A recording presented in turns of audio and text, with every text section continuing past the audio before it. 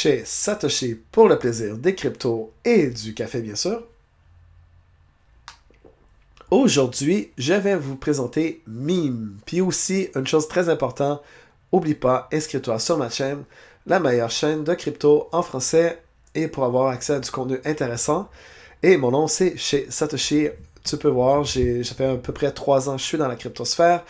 Et j'ai beaucoup de contenu en anglais et je commence en français. Et c'est mon 5 ou 6e vidéo que je fais sur YouTube en français. Puis comme tu dis, aujourd'hui, je vais vous présenter Meme. C'est quoi Meme? Meme.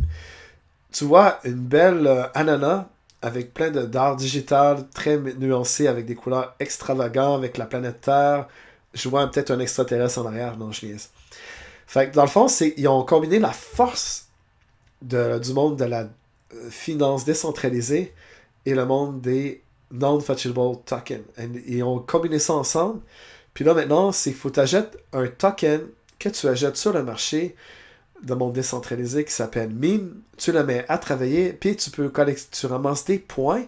Et avec ces points, tu peux avoir accès à des NFT, de l'art digital exclusif fait par l'équipe de Meme. Puis c'est vraiment ça le corps du projet. Puis je vais vous montrer les types d'art ou de cartes que tu peux avoir quand tu participes dans cette plateforme. Dans le fond, c'est ça, juste limité. Ils ont mis aussi un peu d'humour.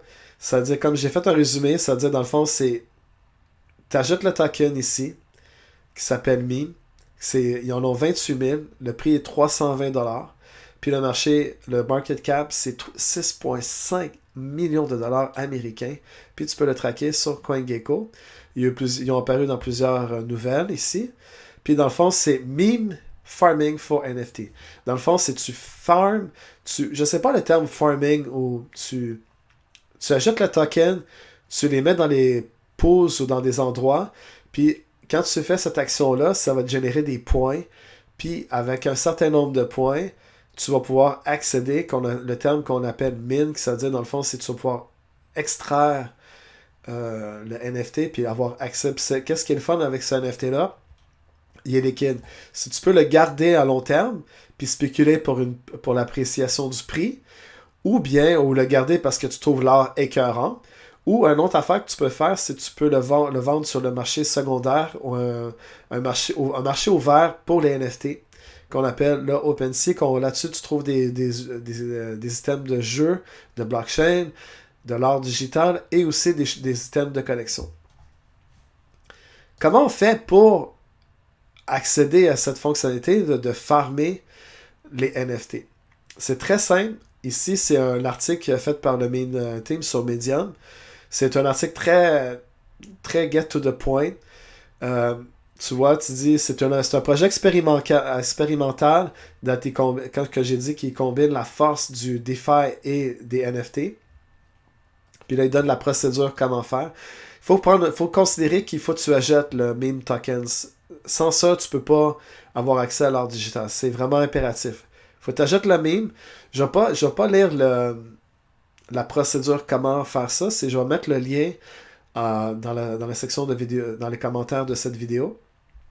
Puis tu vas pouvoir aller le lire en anglais. Je ne sais pas s'ils ont fait une traduction française. Mais comme tu vois, c'est très, très facile. Ils ont 2 sections. Comment farmer le Genesis meme. Tu as 6 points.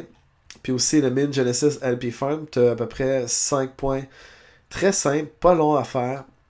Puis il faut. Ici, tout est relié avec le web wallet MetaMask, qui est un web wallet ou un portefeuille du furteur qui te permet d'interagir avec le DApp, on appelle ça une app décentralisée.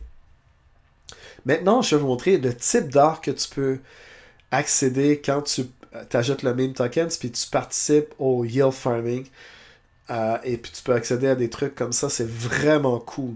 C'est pas tout l'art sont pas toutes extrêmement beaux. C'est pas tout de l'art que j'aimerais avoir personnellement. Je fais juste partager mon avis.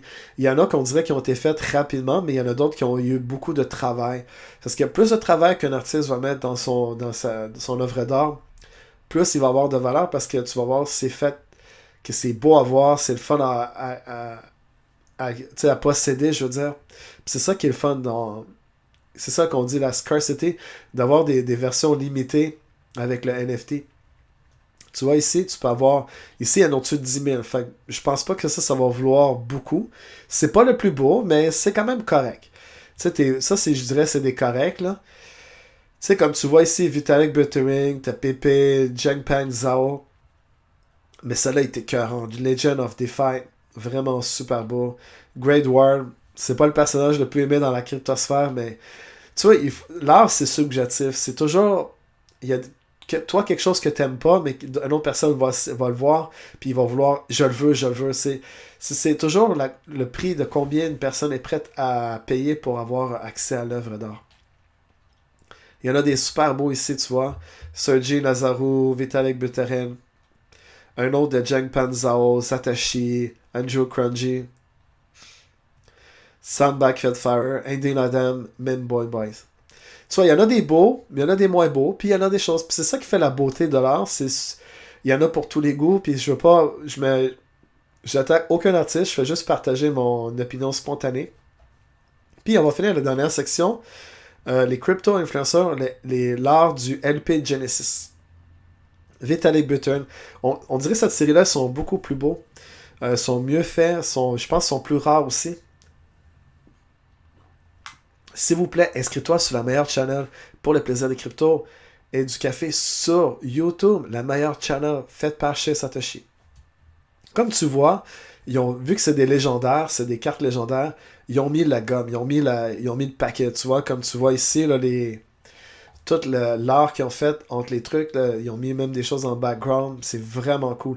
Ça, c'est lui que je trouve le plus écœurant, le plus beau, le top, là, que j'aimerais avoir personnellement. Je me demande combien il coûte sur le marché secondaire, sur le OpenSea. Mais ça, c'est un que j'aimerais peut-être avoir. Fire Savage. Puis ils sont juste limités à 10 exemplaires. Fait que ça, c'est vraiment cool parce que quand c'est limité, ça monte la valeur.